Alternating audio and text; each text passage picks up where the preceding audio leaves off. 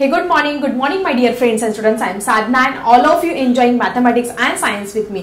आपण 8th स्टँडर्डचा एक interesting lesson की ज्या लेसनचं नाव आहे इलेक्ट्रिक करंट अँड मॅग्नेटिझम हा लेसन स्टार्ट केलेला आहे आणि त्याच्यामध्ये आपण खूप सारे सेल्स मागच्या व्हिडिओमध्ये आपण ड्राय सेल विषयी बघितलं. आज आपण एक नवीन सेल बघणार आहोत की ज्या सेलचं नाव आहे लीड ऍसिड सेल.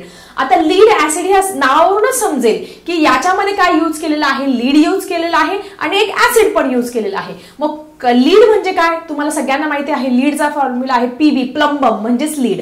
त्याच्यावरूनच आपल्याला समजतं की याच्यामध्ये जे दोन पोल्स आहे, एक positive terminal and negative terminal, याच्यासाठी काय केलेलं आहे, लीड यूज केलेला आहे. मग कोणत्या प्रकारचा lead, that is lead dioxide and lead, असे दोन टर्मिनल आहे. मग आता बऱ्याच विद्यार्थ्यांना कन्फ्युजन होतं की पॉझिटिव्ह टर्मिनल कसा लक्षात ठेवायचा, निगेटिव्ह टर्मिनल कसा लक्षात ठेवायचा, हे सगळं डिटेलमध्ये सांगणार आहे. तुम्ही बिलकुल काळजी करू नका, टेन्शन घेऊ नका. आता हा जो लीड ऍसिड सेल आहे, तुम्ही म्हणाल टीचर आपल्याला हा कुठे बघायला मिळतो, तर तुमच्या घरी सर्वांच्या घरी इन्व्हर्टर असेल. इन्व्हर्टरमध्ये इन्व्हर्टरची जी बॅटरी आहे, it's nothing but a lead acid cell. ज्यावेळेस लाईट जात असते त्यावेळेस काय करत असतो आपण, त्या इन्व्हर्टरचा यूज करत असतो. लाईट गेलेली असताना सुद्धा आपल्याला काय मिळत असतो, प्रकाश मिळत असतो. Means it is rechargeable.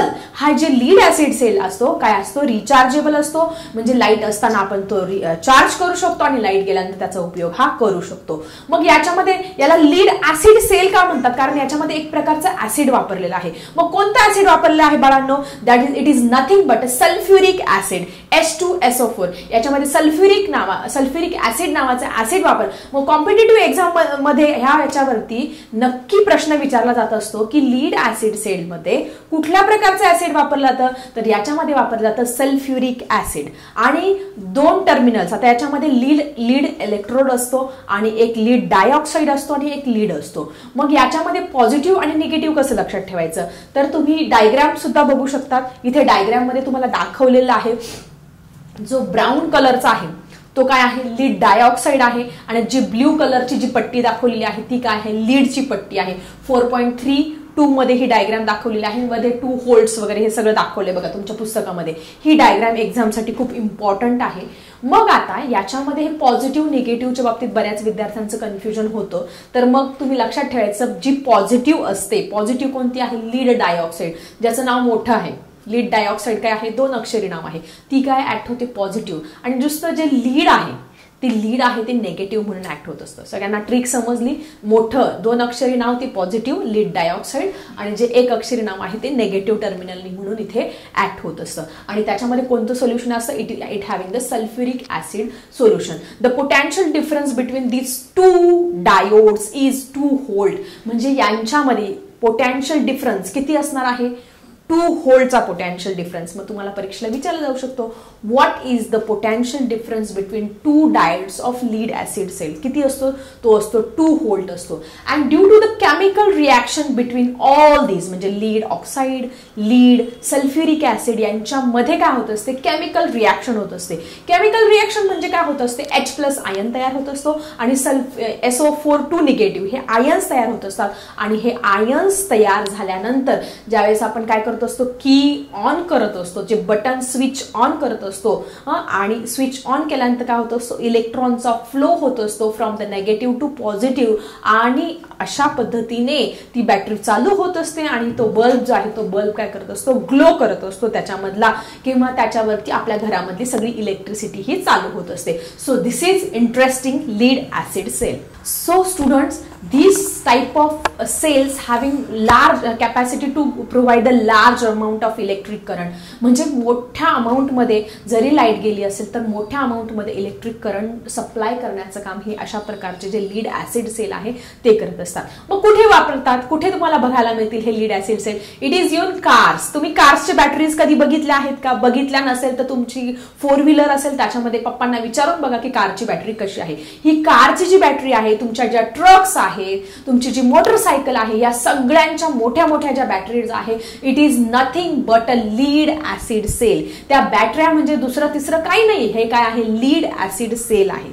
त्यानंतर तुमचं UPS कम्प्युटर सगळ्यांच्या घरी असेल, तर जी युपीएस आहे बघा, कधी कधी लाईट जाते आणि तुम्ही काहीतरी कम्प्युटरवरती काम करत असतात, ते बंद पडतं अचानक, पण ते जे युपीएस असतं त्या युपीएस मुळे काय होत असतं, आपण ते काम कंटिन्यू करू शकतो. म्हणजे त्याचा स्पेसिफिक कालावधी असतो 10, 15, 20 मिनिटापर्यंत काय करतो असतो, जोपर्यंत त्या युपीएस मध्ये एनर्जी स्टोर आहे, इलेक्ट्रिसिटी स्टोर आहे, तोपर्यंत आपण स्मूथली 10 ते 20 मिनिटं त्या कम्प्युटरवरती काम करत असतो आणि नंतर युपीएस ची पॉवर संपल्यानंतर ते आपोआप हे बंद पडत असतो. म्हणजे UPS, what is the full form of UPS, please write me in the comment box. युपीएसचा फुल फॉर्म काय आहे, ऍक्च्युली तुमच्या पुस्तकात युपीएसचा फुल फॉर्म दिलेला आहे, त्याच्यामुळे तुम्ही पाहून पण सांगू शकतात मला की युपीएसचा फुल फॉर्म काय आहे. सो या युपीएस मध्ये पण कुठला सेल वापरला असतो, lead acid cell. So I think तुम्हाला लीड ऍसिड सेल काय आहे अगदी डिटेल मध्ये समजलं असेल. खूप सोपा आहे, डायग्राम पण तुमच्या लक्षात आली असेल. इट हॅव्हिंग द 2 डायोड्स, 2 आहे, पॉझिटिव्ह कोणता लीड डायऑक्साइड, नेगेटिव्ह कोणता लीड ऍसिड, त्याच्यानंतर कोणतं सोल्युशन सल्फ्युरिक ऍसिड, त्याच्यामध्ये chemical it having the it happens the chemical reaction, due to the chemical reaction there is a electric supply in the lead acid cell. And where it is used in a trucks, in cars, in motorcycles, in the UPS and many more gadgets. Okay, so I think lead acid cell काय आहे हा तुम्हाला समजला असेल. So student, let's see the next cell in this chapter. So student, next दिलेला आहे cell nickel cadmium cell, NiCd cell दिलेला आहे. मग Ni means nickel, CD means cadmium. मग तुम्हाला फुल फॉर्म समजला असेल, nickel cadmium cell. Okay, so student, these days variety of gadgets are available in the market and it required the continuous supply of electricity. त्यांना continuous electricity चा supply लागत असतो and this cell delivers about 1.2 volt potential difference. Okay, जे electronic gadgets आहेत, हा nickel cadmium sale जो आहे तो काय करत असतो, तुम्हाला 1.2 व्होल्टचा पोटेन्शियल डिफरन्स किंवा इलेक्ट्रिक सप्लाय हा करत असतो. So what is the efficiency of nickel cadmium, it provides how much volt of electricity, 1.2 volt. आणि हा चार्जेबल आहे, म्हणजे आपण तो चार्ज करू शकतो, जेव्हा डिस्चार्ज होईल तो चार्ज करून आपण परत वापरू शकतो. म्हणजे चार्ज डिस्चार्ज ही जी प्रोसेस आहे ती या निकेल कॅडमियम सेलमध्ये होत असते. मग कुठे यूज करता रे बाळांनो, तर तुम्हाला जे डिजिटल कॅमेराज आहे, आजकाल नवीन सोनीचा आहे किंवा वेगवेगळ्या कंपन्यांचे एकदम छान कॅमेरा निघाले आहे, या डिजिटल कॅमेरामध्ये ह्या निकेल कॅडमियमचा सेलचा उपयोग होत असतो. त्यानंतर तुमचे कॅल्क्युलेटर्स आहे, कॅल्क्युलेटर आपण कॅल्क्युलेशन साठी यूज करत असतो, याच्यामध्ये सुद्धा ह्या निकेल कॅडमियम सेलचा उपयोग होतो. त्यानंतर इमर्जन्सी लाईट सिस्टीम असते, जसं इन्व्हर्टर वगैरे, तिथे सुद्धा काही ठिकाणी निकेल कॅडमियम सेलचा उपयोग होत असतो. मग आता याच्यामध्ये कोण पॉझिटिव्ह कोण निगेटिव्ह कोण, तुम्हाला एक तर लक्षात आलं असेल की निकेल कॅडमियम सेल म्हणजे निकेल एक टर्मिनल आहे आणि cadmium. So nickel acts as cathode here and cadmium acts as a anode.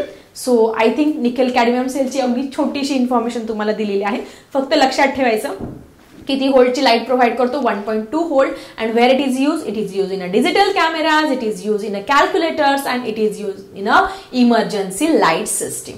ठीक आहे, सो आय थिंक तुम्हाला निकेल कॅडमियम सेल सुद्धा इथे क्लिअर झाला असेल. त्यानंतर आपल्याला अभ्यास करायचा आहे एका इलेक्ट्रिकल सर्किटचा, की जो एक्झामच्या दृष्टीने खूप इम्पॉर्टंट आहे. सो स्टुडंट इलेक्ट्रिक सर्किट दाखवलं आहे. तुमच्या घरामध्ये जो वीज पुरवठा होत असतो, इलेक्ट्रिक बल्ब किंवा तुमची जी ट्यूब आहे किंवा कुठल्याही इलेक्ट्रॉनिक गॅजेट्स चालत असतं, तिथून इलेक्ट्रिक सप्लाय कशामुळे होत असतो, या इलेक्ट्रिक सर्किटमुळे.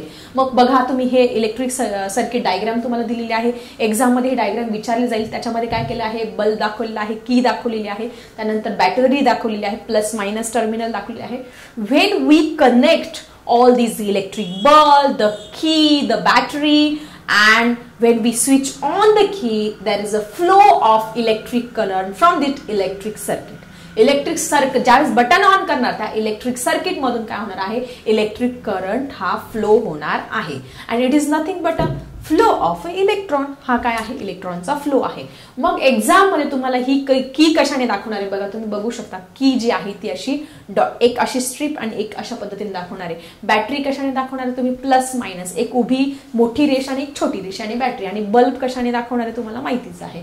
सो अशा पद्धतीने हे 3 तुम्हाला कंपोनंट्स विचारले जाऊ शकतात, की कसं दाखवणार, बल्ब कसं दाखवणार आणि बॅटरी जी आहे ती कशी दाखवणार. हे तुम्ही एक्झाम मध्ये ही डायग्राम इम्पॉर्टंट आहे, तुम्ही तुमच्या नोटबुकमध्ये ड्रॉ करा.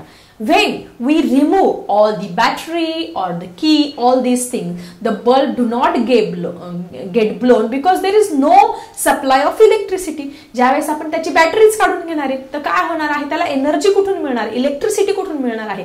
ज्यावेळेस आपण बॅटरी काढून घेणार आहोत, बॅटरी काढल्यामुळे काय होत असतो, इलेक्ट्रॉनचा फ्लो जो आहे तो स्टॉप होत असतो आणि तो बल्ब काय होत नाही, चालू होत नाही.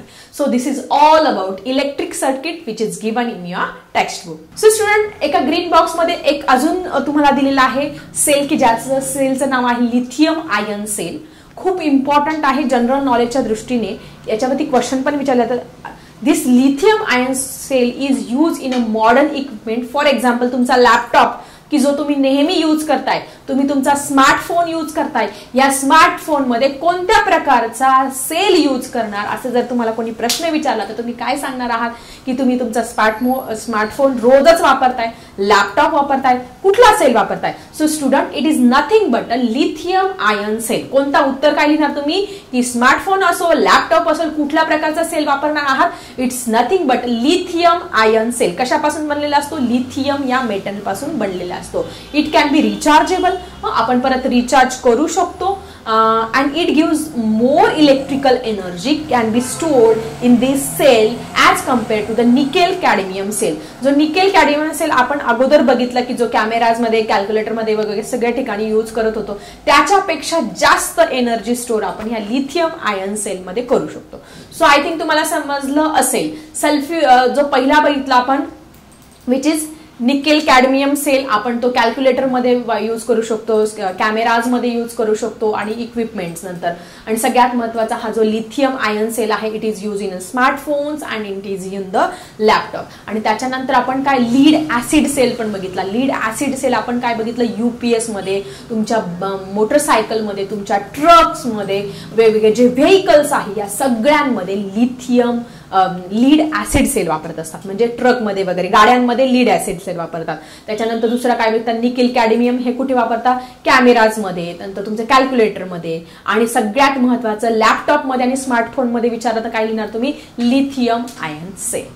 त्यानंतर तुमच्या पुस्तकामध्ये इथे डायग्राम पण दाखवलेली आहे बघा, कनेक्टिंग सेल्स. याच्यामध्ये काय दाखवलंय, दोन सेल, एक समजा एक 2 व्होल्टचा सेल आहे, दुसरा 2 व्होल्टचा सेल आहे. हे एकमेकांना कनेक्ट झालं तर काय होणार आहे, 4 व्होल्ट, म्हणजे इन्क्रीज इट्स पोटेन्शियल डिफरन्स. त्याचा पोटेन्शियल डिफरन्स काय होणार आहे, वाढणार आहे. मग जसं आपल्याला रिक्वायरमेंट आहे, जसं आपल्याला इलेक्ट्रिक सप्लाय जास्त लागतोय, आपल्याला मोर पोटेन्शियल डिफरन्स पाहिजे आहे, त्या पद्धतीने आपण 2 सेल कनेक्ट करू शकतो, 3 करू शकतो, 4 करू शकतो, 6, 10 असे जेवढं आपल्याला इलेक्ट्रिक सप्लाय पाहिजे, जेवढा पोटेन्शियल डिफरन्स पाहिजे, तेवढा आपण काय करू शकतो, सेल एकमेकांना कनेक्ट करू शकतो. आणि ह्या कनेक्टिंग सेल्स थ्रू आपण काय करू शकतो, इलेक्ट्रिसिटी जनरेट करू शकतो. आपल्याला पाहिजे तेवढी इलेक्ट्रिसिटी ही मिळवू शकतो. साधं सोपं आपल्या घरातलं उदाहरण आहे, तुमच्याकडे टॉर्च असेल किंवा पूर्वीच्या काळच्या बॅटऱ्या होत्या, एकमेकांवरचे 3 सेल कनेक्ट करायचे. मग कसं डायरेक्ट कसं पण कनेक्ट करून ती बॅटरी ग्लो करायची का, नाही तर पहिल्याचा पॉझिटिव्ह टर्मिनल,